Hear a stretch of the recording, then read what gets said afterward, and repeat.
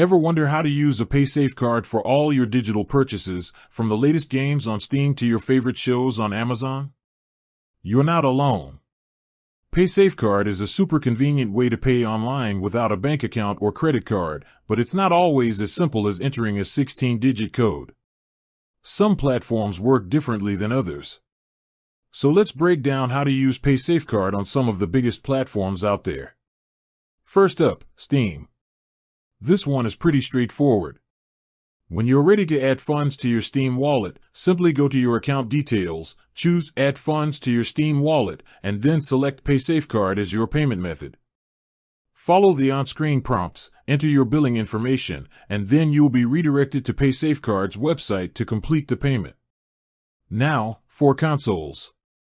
Using a paysafecard on Xbox or PlayStation is a bit different. You can't just enter the code directly on the console. Instead, you'll need to purchase a digital gift card for the respective store, either the Microsoft Store or the PlayStation Store, using your paysafecard account. You can do this through the paysafecard website or their app.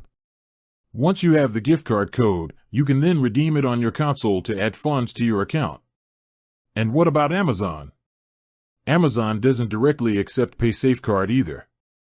The best way to use your paysafecard for Amazon purchases is to buy an Amazon gift card through the paysafecard gift card shop. You'll need a paysafecard account to do this, and once the purchase is complete, you'll get an Amazon gift card code that you can redeem on your Amazon account. The key takeaway here is that while paysafecard is accepted by many online merchants, the process can vary.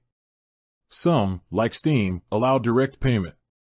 Others, like Xbox, PlayStation, and Amazon, require an extra step of purchasing a gift card first. The paysafecard website is always the best place to find the most current and accurate information on their partners and how to make a purchase. With that said, thanks for watching, and until next time.